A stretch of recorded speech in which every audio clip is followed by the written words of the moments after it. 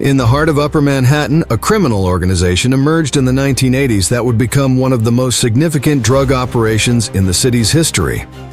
This is the story of Arsenio Diaz and La Compania, the company, an organization that law enforcement officials said generated approximately $1 million per week in cocaine sales.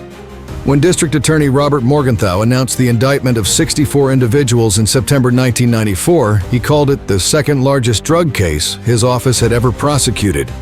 But to understand how this empire was built, we need to understand Washington Heights in the 1980s and early 1990s, a community transformed by immigration, economics, and the devastating arrival of crack cocaine. Washington Heights sits at the northern tip of Manhattan. Once home to wealthy estates overlooking the Hudson River, by the 1980s it had become the heart of New York's Dominican community. The transformation began after the 1961 assassination of Rafael Trujillo, the Dominican Republic's dictator. Political chaos and economic collapse sent thousands of Dominicans to New York, and Washington Heights became their destination. By the early 1980s, the neighborhood was densely populated with Dominican immigrants seeking opportunity, but finding a city in crisis. New York was still recovering from near bankruptcy. Unemployment was high, especially for recent immigrants with limited English and education. Into this economic desperation came crack cocaine. Crack arrived in New York around 1985 and spread with frightening speed. Unlike powder cocaine, which was expensive, crack could be sold for $5 or $10 per vial. The transformation was revolutionary in the worst possible way. Powder cocaine had been the province of wealthy users who could afford $50 or $100 purchases. Crack democratized cocaine, bringing it to street level where anyone with a few dollars could buy it. And crack was intensely, devastatingly addictive. The high was immediate and intense, but it lasted only minutes. Users would chase that feeling again and again, spending everything they had. Families were destroyed as parents chose crack over their children. People sold possessions, their bodies, anything for the next hit. The drug created a customer base that was both massive and desperate. For dealers, crack represented unprecedented profit potential. The process was simple. Cook powder cocaine with baking soda to create crack rocks, dramatically increasing the volume of product to sell. A kilogram of powder cocaine worth thousands could be transformed into crack worth tens of thousands. The addiction rate meant guaranteed repeat customers. The low price point meant that even the poorest neighborhoods could support a thriving trade. The violence was immediate and extreme. Territory that could generate thousands of dollars per day was worth killing for. Dealers who tried to encroach on someone else's corner would be shot. Customers who couldn't pay would be beaten or killed as examples. Informants were murdered. Witnesses were intimidated into silence. The weapons available had become deadlier too.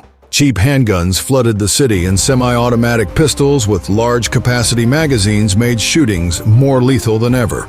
By 1990, the statistics were staggering. The 34th precinct reported 103 murders in just over 3 square miles, over 10,000 crimes total in a single year. These weren't just numbers. Each represented a destroyed life, a traumatized family, a community pushed closer to the breaking point. Children couldn't play outside safely. Elderly residents were trapped in their apartments, afraid to go out even during daylight.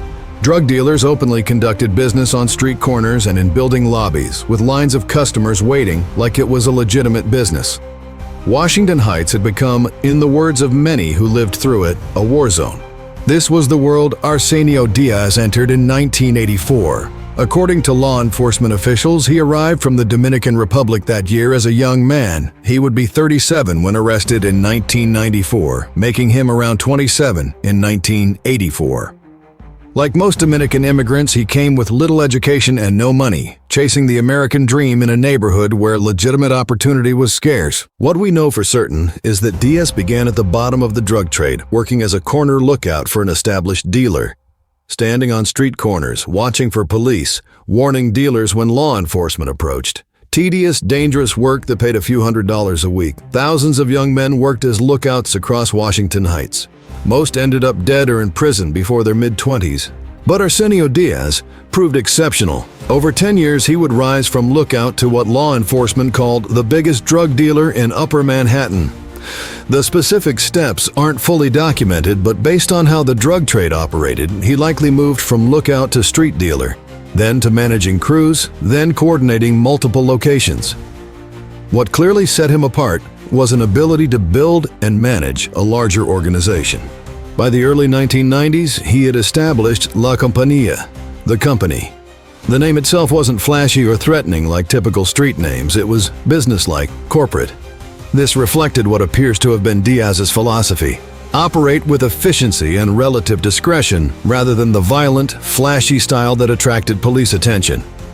The structure prosecutors eventually uncovered was substantial. 64 people would be indicted in connection with the organization, suggesting sophisticated operations with specialized roles. People handling procurement from Colombian suppliers, processors cutting and packaging cocaine, distributors delivering to smaller dealers, security personnel, and financial operatives managing the enormous cash flows. The $1 million per week that prosecutors cited is staggering. That's roughly $50 million per year in 1993 to $94, over $100 million today. Generating that kind of money required moving massive quantities of cocaine, having connections to major Colombian suppliers, and managing complex logistics. Just handling the cash would have been extraordinary. $1 million in $20 bills weighs about 110 pounds. Every week, that's 50,000 $20 bills that needed collecting, counting, and laundering. The mid-1980s were a particularly violent time in Washington Heights. The introduction of crack cocaine had transformed the drug trade from a relatively contained operation into an explosive free-for-all. Crack was cheap to make, intensely addictive, and generated enormous profits. Where powder cocaine had been the province of wealthy users who could afford $50 or $100 purchases, crack brought the drug to street level. $10 vials meant anyone could become a customer, and the addictive nature of the drug ensured they would return again and again. Violence became routine. Turf wars broke out constantly as rival groups fought for control of particular corners or buildings. Murders occurred with shocking frequency. By 1990, the 34th precinct, which covered Washington Heights, would report 103 homicides in just over 3 square miles. Children couldn't play in the lobbies of their own buildings because drug dealers had claimed them as meeting spots. Residents lived behind triple-locked doors, afraid to venture out after dark. Into this chaos, Diaz moved methodically up the ranks. He graduated from lookout to street dealer, then to managing a crew of dealers, then to coordinating multiple locations. Each step required proving himself, showing he could move product, keep his mouth shut when arrested, handle money honestly, and deal with problems when they arose. The drug trade had its own brutal meritocracy, and Diaz navigated it with a combination of intelligence, ruthlessness, and discipline that set him apart. By the late 1980s, Diaz had begun to establish his own network, separate from the dealer he had originally worked for. This was the most dangerous moment in any drug dealer's career, the transition from employee to entrepreneur. Many dealers who tried to break away ended up dead, killed by bosses who saw them as threats or rivals who viewed them as easy targets. But Diaz had been careful. He had built relationships with Colombian cocaine suppliers during his years working for others. He had assembled a loyal crew of workers who trusted him and feared him in equal measure. And he had identified territory that he could control without immediately threatening the major players who ran Washington Heights' drug trade. His timing was also fortunate in a grim way. By the end of the 1980s, law enforcement was beginning to crack down on the most visible and violent drug operations in Washington Heights. Major dealers were being swept up in federal investigations. This created opportunities for those who operated with more discretion.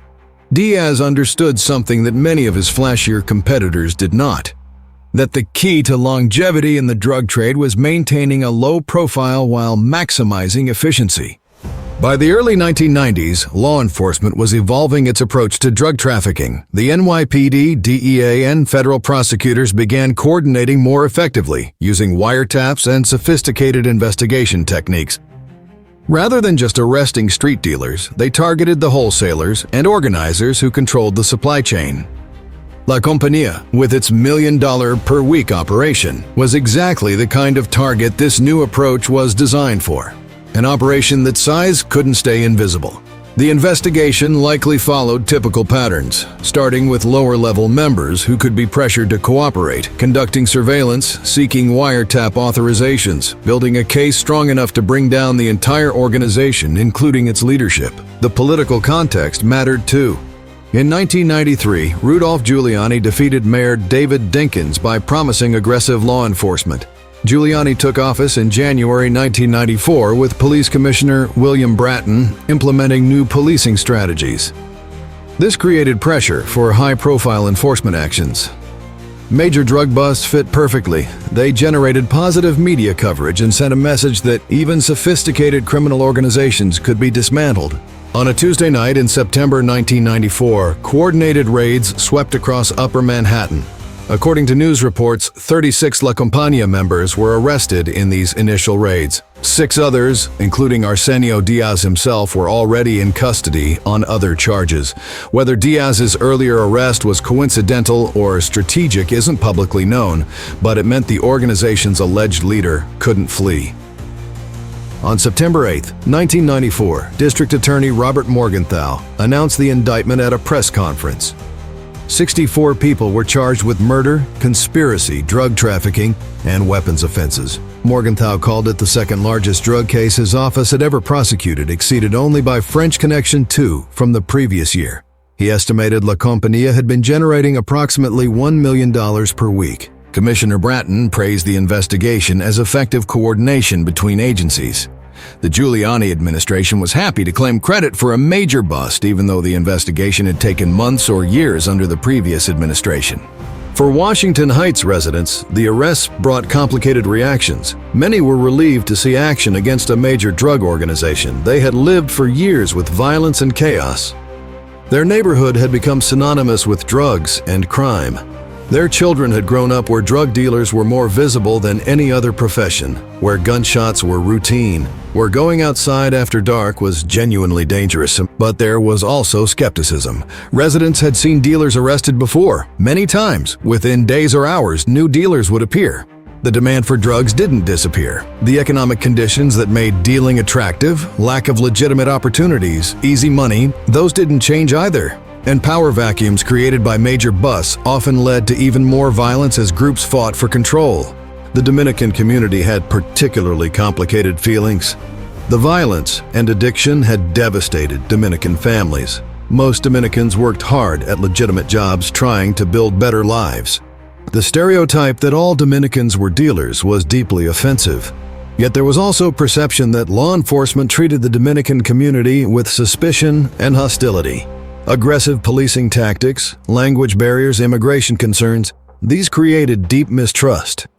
This tension had exploded in July 1992, just 2 years before the La Compania arrests. A 23-year-old Dominican man named Jose Kiko Garcia was shot and killed by NYPD officer Michael O'Keefe. The officer claimed self-defense. Many in the community disputed this.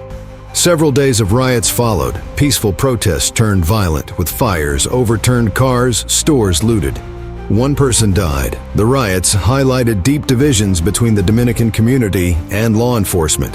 What happened to Arsenio Diaz after his indictment likely followed typical patterns. Prosecutors would have offered plea deals to lower-level members in exchange for cooperation. Many defendants, facing decades in prison if convicted at trial, would have accepted these deals. For Diaz, the situation was far more serious. As the alleged leader, he faced the most severe charges and longest potential sentence. Based on the charges, murder, conspiracy, drug trafficking, he was looking at decades in federal prison if convicted. Federal sentencing guidelines in the 1990s were notoriously harsh, particularly for large-scale drug operations involving violence. Whether Diaz went to trial or accepted a plea isn't documented in readily available public records. Many major drug cases from this era ended in plea deals. The evidence was typically overwhelming, the potential sentences so severe that defendants chose to plead guilty for somewhat reduced terms rather than risk even longer sentences at trial. At 37, when arrested, Diaz faced the reality of spending most or all of his remaining life in prison. The 10-year run from corner lookout to heading $1 million per week empire had ended. The broader impact of La Compania's fall was significant. The arrests likely created a power vacuum, with other dealers moving to claim territory. This is the typical pattern when major organizations fall. The business doesn't disappear, it just changes hands. In the weeks and months following the raids, Washington Heights may well have seen increased violence as various groups fought to control the lucrative drug trade La Compania had dominated. But larger forces were already shifting Washington Heights, independent of any single law enforcement action. By the mid-1990s, the crack epidemic was finally receding. The reasons were multiple and complex. The drug had lost much of its appeal as its devastating effects became widely known. Users who survived years of addiction often suffered visible physical deterioration and serious health problems. This served as a powerful deterrent to potential new users. The sheer mortality rate sent a message. Young people in the neighborhood had seen what crack did to people, had watched relatives and friends destroyed by the drug. The violence associated with crack had also become so extreme that even in desperately poor neighborhoods, many young men began thinking twice about entering the business. The life expectancy of a street dealer during the peak crack years was measured in months, not years. The money was good, but the risks were extraordinary. As the 1990s progressed, more young men were choosing to avoid the drug trade altogether. Law enforcement strategies were evolving too. The broken windows policing under Giuliani and Bratton emphasized visible police presence and quality of life enforcement, aggressively pursuing minor crimes like turnstile jumping, public drinking, and graffiti while maintaining constant patrol presence in high-crime areas. The theory was that maintaining order in small things would prevent larger crimes. Whether this actually worked or whether crime was already declining for other reasons remains debated, but the visible police presence did make it harder to operate open-air drug markets. Community organizations mobilized as well. Tired of seeing their neighborhood destroyed, residents formed groups to reclaim public spaces. Churches organized street patrols. Block associations pushed landlords to improve building security. Community centers offered after-school programs to give young people alternatives to street life. These grassroots efforts didn't eliminate the drug problem, but they provided infrastructure for recovery and showed that residents weren't willing to surrender their neighborhood to dealers. Economic changes mattered too. As New York's economy improved through the 1990s, legitimate job opportunities became more available. The desperation that made drug dealing seem like the only path to making money began to ease. Young men who might have become dealers in 1990 had other options by 1996 or 1997. The economic turnaround wasn't complete or evenly distributed, but it was real enough to make a difference. The murder rate in Washington Heights, which had peaked at 103 in 1990, began a steady, dramatic decline. By the mid-1990s, the neighborhood was noticeably safer. By the late 1990s, the transformation was undeniable. Residents who had been afraid to go outside after dark were venturing out again. Parents were allowing children to play in parks and playgrounds. Businesses that had closed or avoided the neighborhood were opening again. By 1998, the New York Times was publishing articles about the transformation, describing how residents were reclaiming their stoops, literally sitting outside their buildings again, something that had been too dangerous during the worst crack years. Children were riding bicycles in streets where gunfire had been routine. Drug dealing hadn't disappeared entirely, but it was no longer the dominant feature of neighborhood life. Today, Washington Heights is unrecognizable compared to the crack era. The neighborhood has gentrified significantly, with young professionals moving in and rents rising dramatically. Historic buildings have been renovated and converted into condos. New restaurants, coffee shops, and boutiques have opened, catering to wealthier residents. The George Washington Bridge is still there, of course, but it's now just infrastructure, rather than primarily known as a conduit for suburban drug customers. The Dominican community remains strong but shares the neighborhood with newcomers in ways that create both opportunities and tensions. Longtime residents who survived the crack years often find themselves priced out by gentrification. The neighborhood's recovery comes with a bitter irony. Just as the streets finally became safe, many of the people who endured the dangerous years can no longer afford to live there. The Dominican community itself has evolved dramatically over these decades.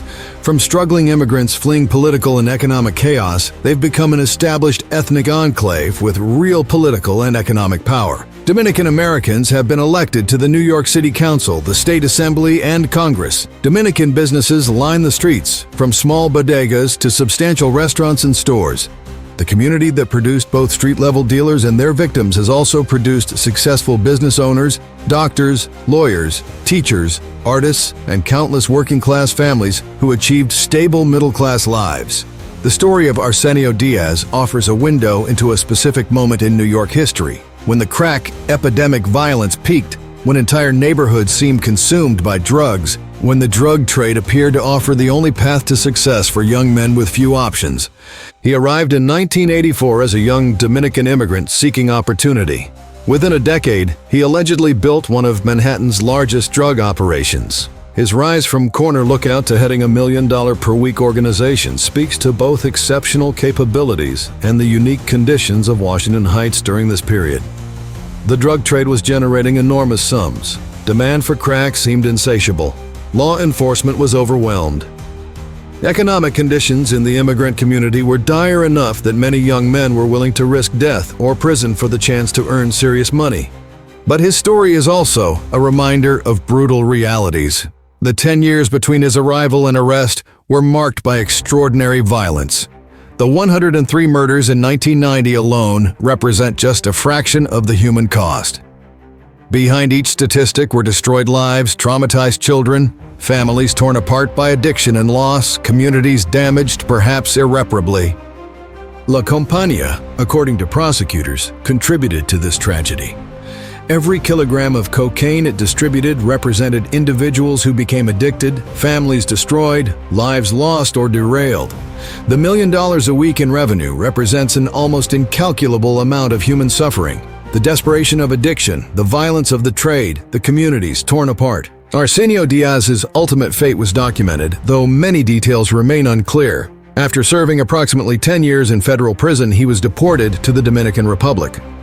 He returned to San Francisco de Macorís, where he owned La Guira restaurant and other businesses, apparently attempting to live as a legitimate businessman. But in 2020, according to Dominican news reports, he was killed.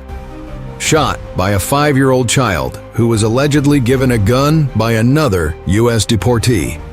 A man who survived the crack epidemic's violence, who built a criminal empire, who served his time, killed decades later in circumstances as senseless as the drug wars he once profited from. Arsenio Diaz is emblematic of his time and place, an immigrant seeking opportunity who found it destructively. Someone with intelligence who could have succeeded legitimately, but built a criminal empire instead. His story doesn't have a neat resolution. It ends with senseless violence, much like the violence that characterized the crack epidemic he once profited from.